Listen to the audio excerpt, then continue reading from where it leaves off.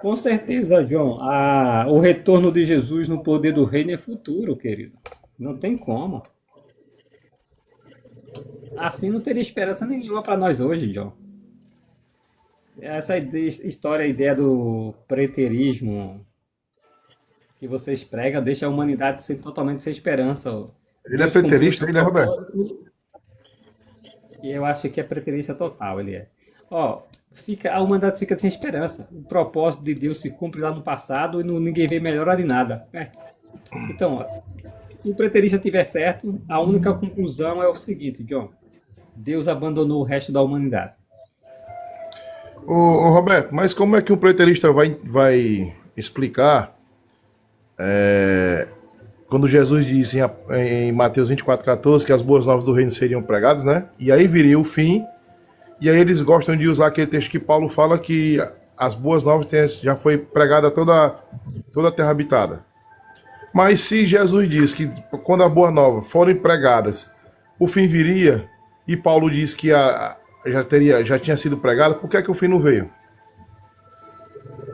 Então, o que acontece, Rodos? O RD, o JRD, não entendi, o Marcos. RD, né, o JRD, RD é aquela Yamaha lá, moto em dois tempos, não é não? o que acontece, Rodos, o que acontece. O erro, eu acho que do preterismo está na ideia principal, no termo aionos. Não está por aqui não. Aionos, que é a terminação do sistema de coisas. Jesus, a princípio, e se entende isso, ele estava falando de quem? De fato, do sistema judaico, que iria ocorrer a destruição ali no sistema judaico. Perfeito. Aconteceu? Aconteceu.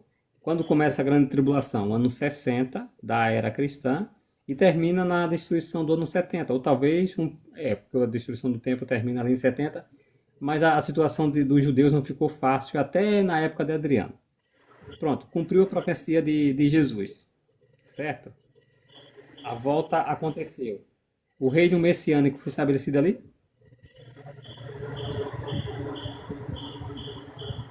Não. E a profecia de Jesus, que ele disse que teria que ir para o céu, teria que aguardar e depois voltar com o poder régio. E a profecia do reino que diz que eles teriam que continuar até o fim da terminação do sistema de coisas. Uma referência ao sistema global. Então, eu acho que o problema do preterismo é eles focar apenas na destruição de Jerusalém, dos romanos. Como se aquilo não fosse um prelúdio do que vai acontecer no sistema global. Entendeu? E onde é Enquanto que que entra. a destruição de Jerusalém, ela não afetou todos os cristãos do Império Romano. Entendeu?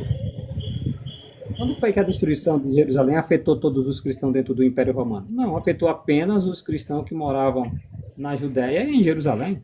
Somente. Alberto, onde é que entra aí a profecia de João nessa história toda aí, no Apocalipse? Dentro do preterismo. Eles têm uma série de interpretação. Por exemplo, eles acham que aquela sete cabeças lá que aparece no capítulo 17 de Apocalipse são os generais romanos, são os governos romanos, entendeu? Mas o mais que eu pergunto para eles, ô Rod, sabe qual é? Quando foi que uma grande multidão de todas as nações, tribos, povos e línguas saíram da grande tribulação? Sim. Uhum. Quando? A grande tribulação se abateu, a grande tribulação se abateu apenas em Jerusalém, na Judéia.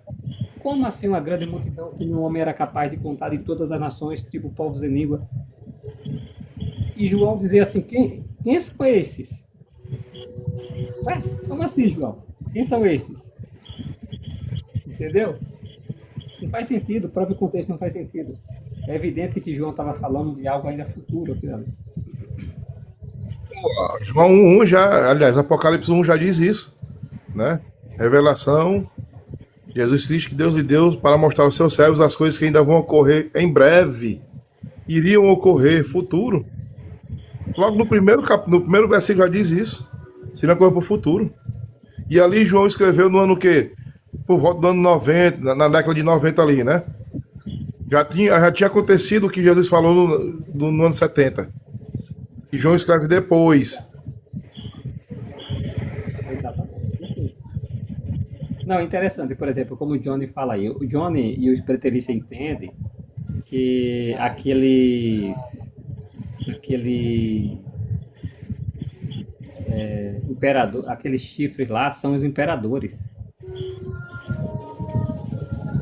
Só que não faz sentido, porque assim, se você conta os imperadores a partir daquela época que ele menciona, não faz sentido, de uma maneira muito simples. Eles colocam Júlio César como imperador, sendo que Júlio César não era imperador. Júlio César, Não. ele governou durante a República. O próprio César Augusto e outros teve o governo do triunvirato, né? César Augusto nunca foi imperador de Roma, entende? Então, contar César Augusto como imperador teria que ignorar, por exemplo, os outros que atuaram como se fosse imperador, entendeu? Não, é o termo usado, o termo usado, Júlio César nunca é chamado de imperador, é uma tradução errada. Júlio César nunca é chamado de imperador. É tanto que, para você ter ideia, existe. Dá uma olhadinha na vida de Júlio César, você vai ver que houve uma briga. Júlio César, na época, era jovem, eu acho que ele tinha uns 15 anos, e ele teve uma briga ali política. E o Júlio César, por exemplo, ele perdeu tudo, a família dele perdeu tudo. O Júlio César vai para o exército romano, lutar na Gália, e ele consegue ali ganhar a proeminência por ser um bom guerreiro. E porque ele escolhe o lado de Sulas, que é chamado, nomeado como ditador perpétuo de Roma, e nem por isso ninguém o chama de imperador. Júlio César nunca foi chamado isso. Júlio César estava dentro de uma república. É tanto que o governo de Júlio César ele é dentro do primeiro triunvirato, que é Crasso, que é Pompeu e Júlio César. Ele não governa um império. A pretensão dele era o império, sim, mas ele não era imperador. Tanto que depois a própria república lá reconhece lá e nomeia mais três outros governadores da república. Aí é César Augusto, né? O Caio, que vai se tornar o César Augusto, aí sim o primeiro imperador. Marco Antônio e Lepto. E aí, como é que fica? Quem foi o próximo a assumir no lugar de César? Não teve, querido. Então essa sucessão do império começa com Júlio César. Júlio César teve e exterminou todos os inimigos dele. E aí sim houve uma sucessão. Agora, o nome que ele, como enteado de Júlio César, ele assume esse título, César. Aí ele exalta César porque César ele lança a base ali para ele se tornar um imperador, mas Júlio César nunca foi imperador de Roma. Assim você teria que usar o mesmo critério para dizer que Sulas ele é o imperador de Roma. Teve Mário, a briga entre Sulas e Mário, pode pesquisar. Por volta do ano, acho que 70, acho que 70 já teve ali, cadê? Por volta do ano 90 e pouco ali, começar essa briga. Não, já li sim todas as obras de Flávio Josefo. Suetônio, por exemplo, vai se referir aos 12 Césares e vai colocar o próprio Júlio César. Só que a história não mostra que Júlio César era imperador. Ele nunca foi chamado de imperador. Você pesquisa, por exemplo, a etimologia de imperador e perceba, Júlio César nunca foi chamado na época dele de imperador. Quem foi chamado de imperador foi Caio Augusto, né? Augusto. Eu sou Deus, eu sou divino, ele disse, e mandou em tudo agora. César não conseguiu fazer isso. César foi morto. Aí depois você tem a guarda pretoriana que vai guardar então o Tibério César, né? Mas não se encaixa não. Outra coisa, Babilônia não pode ser Roma, tá? Roma não está banhada por rio, coisa nenhuma.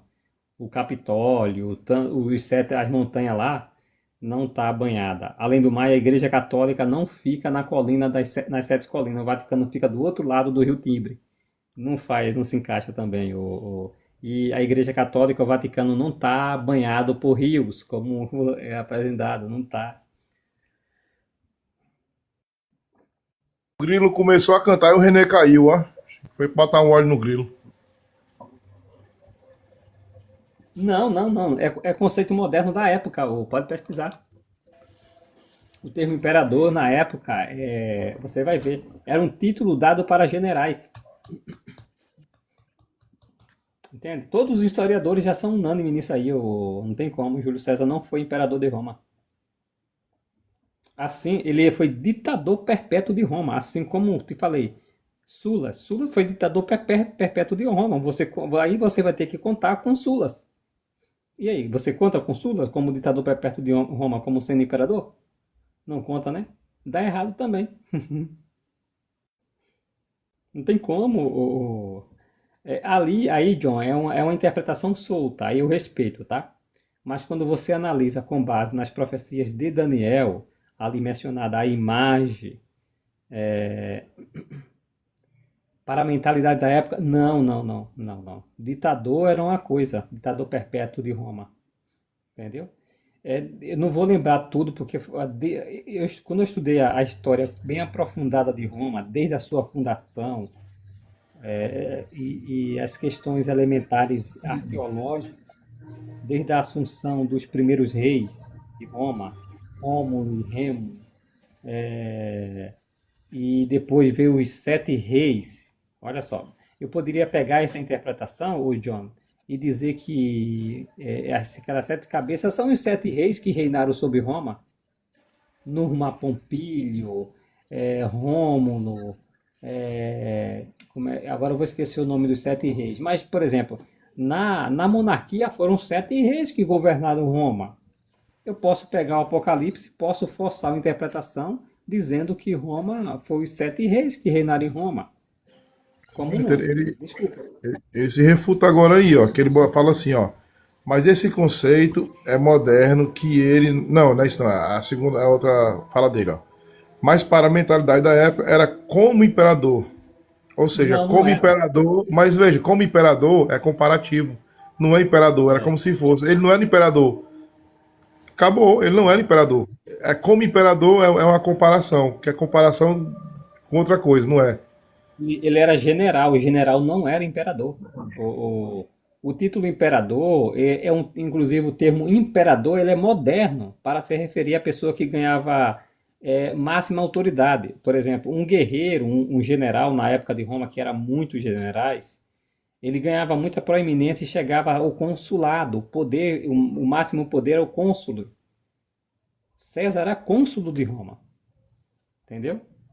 Ele, Pompeu, na época, quando, por exemplo, o Júlio César, ele tenta usar, ele tenta abusar do seu poder na época quando ele era cônsul, ele usa de estratégia, por exemplo. O que é que ele faz? Na época do Triunvirato, os governos dos três estava César era pobre, ele era um guerreiro, era apenas um general que ganhou a sua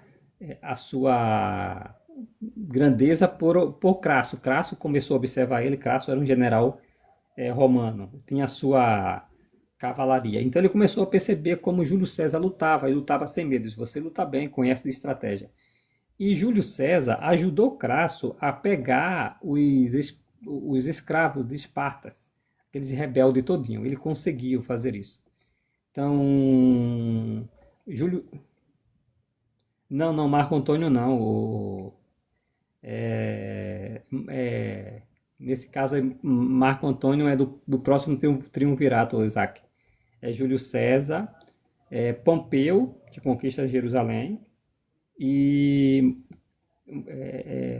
Crasso. Lembra que Crasso vai para a pátria, vai cometer um erro crasso, aí o termo fica até hoje, erro crasso, porque foi Crasso cometer um erro grave que resultou na sua morte. Ele morreu com ouro derretido na boca. A morte dele foi assim. Ele era muito ganancioso, então o povo, os reis de parto lá, pegou ouro derretido e derreteu na boca dele. Foi a morte do cara, vai ter ganancioso que era. Aí assim, era Júlio César, Crasso e Pompeu. Aí Júlio César, Crasso observou, você luta muito bem, cara. Aí Crasso diz assim, aí Júlio César fez assim, olha, se a gente recuar, a gente não vai conseguir pegar esses escravos não, que era a rebelião de Espartaco, né? Ah, não vai dar certo. Agora, se a gente for atacar ele de noite, assim, assim, assim, ou na calada do amanhecer, a gente consegue. Aí, com essa ajuda que Júlio César dá, ele caiu num favor de Crasso. Só que ainda não era nada. Quando ele vai para Roma, ele é pobre ainda. Quando chega lá em Roma, é, o general Pompeu fica sabendo dessa vitória e vai primeiro para Roma, lá no Senado, e diz: Eu consegui acabar com os espartanos. Como você sabe disso? Ninguém conseguiu encontrar o principal escravo, Espartaco. Então ele vai lá, pega alguns escravos, Pompeu pega alguns escravos do grupo de Espartaco e leva para Roma primeiro que Crasso. Quando chega lá, Crasso já está celebrando como se ele tivesse conquistado aquela grande vitória, sendo que na verdade foi Crasso. E isso ia gerar uma guerra civil no país. Aí ficou uma briga no Senado entre Crasso e Pompeu, porque Pompeu queria dar terra para os seus soldados, queria dar dinheiro para os seus soldados por causa da conquista, e como cônsul, Crasso, como um cônsul, impedia isso, adiava isso, e a guerra estava prestes a estourar. Aí Júlio César entra na jogada, e ele percebe, diz, olha, eu percebo que o Senado não está aprovando lei de vocês, nem você vai querer o que você quer, porque Crasso comprava imóveis a baixo preço, reformava e vendia em Roma. E ele era muito rico por causa disso. Aí o que acontece? Deixa eu lembrando aqui dos detalhes, tá? Aí Júlio César faz o seguinte, olha, eu tenho uma ideia aí. O quê? Vocês me colocam como cônsul, tá? Vocês me colocam como cônsul e lá eu faço com que as suas coisas sejam aprovadas, os documentos para você comprar os imóveis em Roma. Eu consigo aprovar com a ajuda do Senado e eu consigo o que Pompeu quer. Aí o que é que ele vai. E aí, como é que eu vou confiar em você? Aí Júlio César, inclusive, dá a sua filha, Júlia, a Pompeu, como um dote, como uma aliança, sinal de aliança, né? Aí eles começam a aprovar as coisas de um do lado do outro. Só que o Senado começa a perceber, opa, Júlio César está favorecendo Crasso e Pompeu. E ele ficou rico, aí sim, Júlio César ficou rico. Só que o que é que Júlio César fazia? Ele começava a bater, espancar os outros, os senadores. Ele começou a espancar os senadores. E ele começou a ter muito inimigo lá. E aí o que acontece? Pompeu e Crasso agora já tinham o que queria e disse, lá, vamos desbancar Júlio César. Aí pegaram esse, Júlio César, nós vamos rebaixar você, você não vai ser mais cônsul mais não. Tu vai ser governador de uma província aí. Aí ele foi jogado como governador. Aí a amante dele, a mãe de Brutus, como é que é o nome dela, gente? Mãe de Brutus. Deixa eu ver se eu lembro o nome dela. Bem comum. Não vou lembrar. A mãe de Brutus, inclusive Júlio César tem muita intimidade com Brutus, porque ele era amante da mulher da mãe de Brutus. Aí ela fala assim, Servilha, lembrei de Servilha. Servilha, o nome da mãe dela, o nome da mãe de Brutus. Aí ele vai para ela, Servilha, diz assim, olha, sabe de uma coisa? Tu pode aproveitar a oportunidade, César, lá na Gália. E é o que o Júlio César faz. Ele pega o exército, expande lá, conquista a Gália inteira. Aí tem as conquistas da Gália, tem até um livro que ele escreve. E manda para Roma. Aí Pompeu e Crasso ficam preocupados. Entende? Crasso vai para a Pátia tentar conquistar a pátria, porque ele era o único que não tinha um registro em Roma como um grande general. Pompeu tinha usurpado o lugar de, de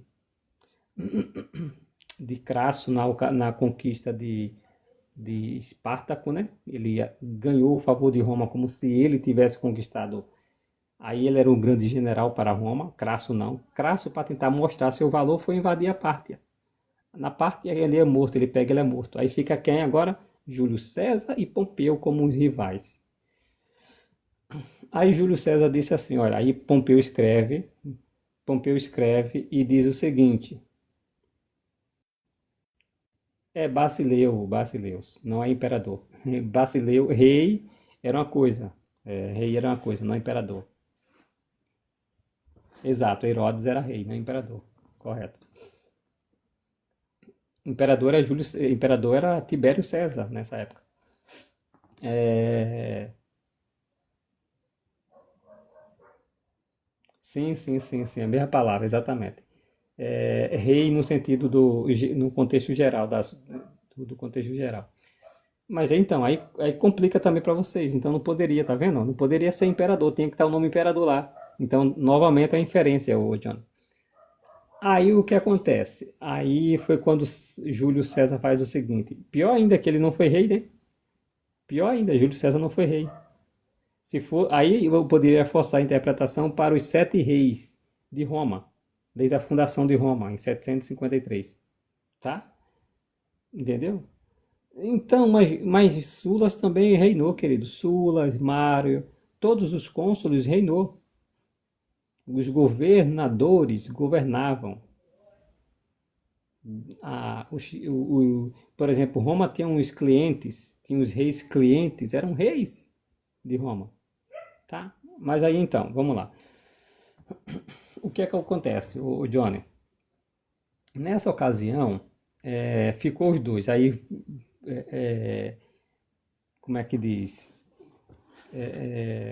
Pompeu disse assim, olha César, tu cometeu um erro muito grave. Violou aqui o Senado, as leis do Senado. Nem Pompeu era considerado general, era considerado imperador, nem Pompeu. Pompeu disse assim, César, olha, tu vai ter que vir agora, desarmado, não poderia entrar em Roma armado, de armadura de general, era violar. Se atravessasse o Rubicão, que é o rio, era rebeldia, não tinha volta. Aí ele disse assim, olha César, nessa época Marco Antônio estava como também general de César, de Júlio César. Olha César, vocês têm que abandonar aí as campanhas, trazer e se entregar. Aí César faz assim, ora, se eu for para Roma desarmado, Pompeu vai me matar. Aí ele lança aquela famosa frase, né? A sorte está lançada quando eles atravessam o Rubicão. Ele vai para matar Pompeu. Aí Pompeu faz o quê? Foge, estoura uma guerra civil. E ele vai atrás de Pompeu até que Pompeu é morto lá no Egito. E César vai lá e devolve o poder ao Senado. Ele devolve o poder ao Senado. Então Roma não se torna império na época de Júlio César. César ele vai se colocar como um cônsule, e ele ali diz que ele é o cônsulo perpétuo, o mesmo título que Sulas havia recebido. Então, o que é que acontece? Quando se entendeu que César queria voltar à monarquia, aí o Senado bolou a morte de Júlio César. Entende? Mas ele nunca foi aclamado como imperador. Nunca foi aclamado como imperador. César é morto, né? César é morto. Aí forma um outro triunvirato formado por Caio, o Augusto, né? O César Augusto, por Lepto e por Marco Antônio. E a gente sabe a história. Augusto, não era Augusto, Caio ele consegue eliminar esses aí e diz agora, eu sou César, ou eu sou Augusto, ou seja, o divino. Eu sou. Então ele que começa o império. Ano 27 a.C. Então essa é a história de Roma.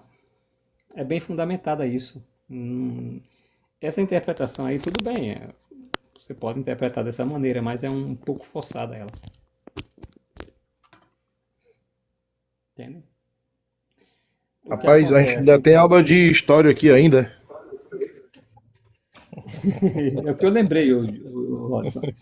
Aí assim, o que acontece, o John, para interpretar as escrituras como um todo, sem ter que pegar uma parte do texto e forçar de acordo com a história, como eu te falei, eu posso pegar as sete cabeças de Roma e posso juntar aí com os. Tá ok, meu irmão, posto sim, tá? Tô sem imagem, não tô sem espaço no celular, eu vou baixar e vou postar lá. Ó, deixa eu lembrar aqui, tá? Eu lembro de poucos. Olha só, na época que Roma era uma monarquia. Começa com Rômulo. Rômulo mata Rêmulo. A história é uma mistura de ficção lendária lá. Mas é o lendário fundador de Roma, Rômulo, né? Aí sim, aí você tem Numa Pompílio, o segundo rei de Roma. Você tem Túlio Hostílio. Você tem Márcio. Você tem Tarquínio, né? Você tem Sévio e você tem o outro Tarquínio, o soberbo. São sete reis que tem Roma. Eu poderia pegar as sete cabeças lá de Apocalipse e dizer que se refere aos sete reis de Roma. E aí? Ali sim é uma monarquia. O texto de Apocalipse, ele se refere lá ao texto de Basileus, não, Reino Basileia, né? Rei, certo? Eu poderia, então, aí é monarquia, aí é rei, sim. A minha interpretação teria muito mais força, porque o termo lá é rei e aqui eu estou falando dos sete reis de Roma, não dos generais do que se tornaram imperadores. Aí, olha o que acontece. Mas isso é interpretação isolada. Isso é uma interpretação isolada. Eu tenho que pegar as escrituras como um todo. O trato de Deus com a humanidade e a ideia de Deus levar avante para cumprir o seu propósito. E a serpente, que é Satanás, o diabo, tentando impedir que o propósito de Deus se cumpra. Usando quem? Os governos humanos. Primeiro ele usa o Egito, depois usa a Síria, depois usa a Babilônia, depois usa tudo como império. Depois usa os Medos e os Persas, depois a Grécia, depois usa a Roma, depois a última potência mundial. Isso tem muito mais concordância com o contexto geral das Escrituras do que eu pegar apenas parte de um capítulo e interpretá-la de maneira isolada. Eu respeito novamente a sua interpretação, mas se isola demais isso aí nesse caso, tentar forçar e dizer que são apenas os imperadores. Como eu te falei, eu poderia interpretar como sendo o rei de Roma.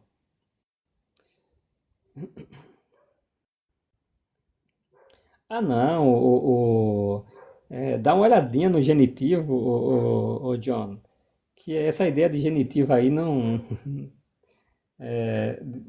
Tu sabe quantas nuances tem um genitivo? Dá uma pesquisada para tu ver. Pesquisa aí, quantas nuances tem um genitivo em grego? Você não tem só o genitivo de origem, tá? Você tem uma série de genitivos que não é tão simples decidir assim, não. E além do mais, os impérios surgiram do outro, né? Não tem como. O império foi surgindo e derrubando o outro. O império foi anexando o território que pertencia ao outro. O que acontece é isso. Você tem, você tem, por exemplo, o Egito e a Síria vai conquistar o Egito, a Síria. Você tem a Síria, Babilônia vai conquistar a Síria. Você tem Babilônia, a Medopécia vai conquistar a Babilônia. Você tem a Medopécia. Os gregos vai conquistar a Medopécia. Você tem os gregos. Roma vai conquistar os gregos. Dos gregos vai surgir lá as principais potências mundiais europeias, os Países Baixos, a, que é a Holanda, né? A Holanda em si, os Países Baixos. Você vai ter como é que é o nome lá? A Espanha, você vai ter a França e um país muito significante que havia sido anexado ao território, como é que se diz, romano, pelo imperador Adriano, né? Ele até coloca muros ali na Britânia, que vai se tornar a Grã-Bretanha, né? É essa potência mundial que o, vai desbancar ali os Países Baixos, a Holanda, vamos dizer assim, vai desbancar ali os franceses, os espanhóis e vai se tornar a maior potência da Terra. Ali dele surge quem? Os Estados Unidos, as 13 colônias na América, que em 1776, independência dos Estados Unidos, e na Segunda Guerra Mundial ele forma a aliança dupla, os Estados Unidos e a Grã-Bretanha, que é a fera do Apocalipse, capítulo 13 e 11. É ali a fera de dois chifres, é a aliança entre os Estados Unidos e a Grã-Bretanha. Então, é história. Tudo isso está conectado com o livro de Daniel, das 70 semanas, da imagem, da imagem que aparece lá para o rei Nabucodonosor. Está conectado com a esfera que aparece no sonho para Daniel. Está conectado com o capítulo 8 de Daniel. Está conectado com o capítulo 11 de Daniel. Todas essas conexões estão interligadas, que por fim está interligado com a revelação, que é o Apocalipse, a revelação, que é dado como complemento. Então não tem como. Quando você pega a visão de Daniel no capítulo 7, os animais que são vistos separadamente no livro, no capítulo 7 de Daniel, esses animais são vistos como um único animal no capítulo 13 de Apocalipse, a partir do verso 1. É os mesmos animais, agora como sendo a quimera. Enquanto nós estávamos vendo agora, no livro de Daniel, potências mundiais, impérios mundiais independentes, um sucessivo ao outro, em Apocalipse capítulo 13 nós estamos vendo o império mundial como um todo, o sistema político como um todo. Por isso que a fera como um todo parece uma muriçoca, acredita? Quem fala demais, boca aberta, entra mosquito. Daniel, eu vou nessa, ó. Me despedir aqui de vocês. Boa noite, viu? A conversa foi boa, a aula também foi excelente. Aula de história. Uma boa noite. Boa noite para vocês.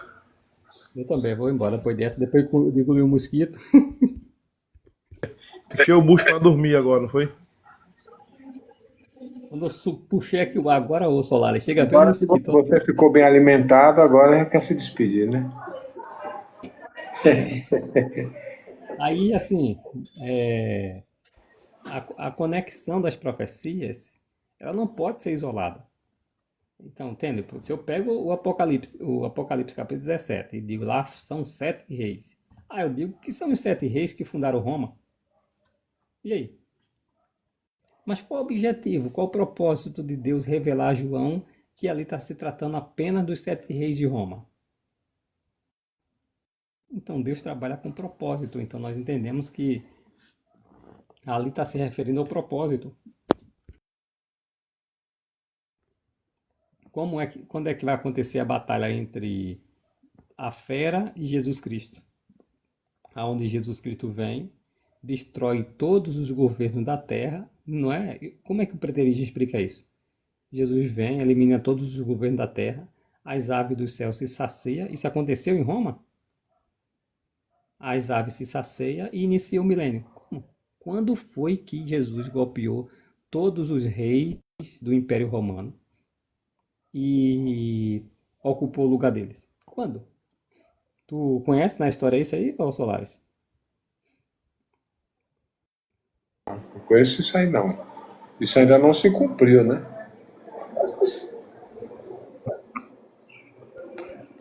Pois é. O anjo lá dizendo, vem pra cá se banquetear da carne de reis, de comandante militar. E aí nessa hora Jesus vai lembrar o que eles dizem que é o Deus do Velho Testamento, que ele diz que o Deus do Velho Testamento é mau e que Jesus é bom, né? Mas, na verdade, Pois é. quando Jesus vier como executor do julgamento, ele vai agir da mesma forma como o Jeová Deus agiu muitas vezes lá no passado. Exatamente. Pois é, Manuel. Eu vou nessa, viu? Tá bom, meu irmão. Uma boa noite para você. Boa noite, bom descanso aí pra você também. Meus manos, minhas manas. Profecia é boa, né, Helena? É o bom de conversar sobre profecias. Uma boa noite pra vocês também, tá?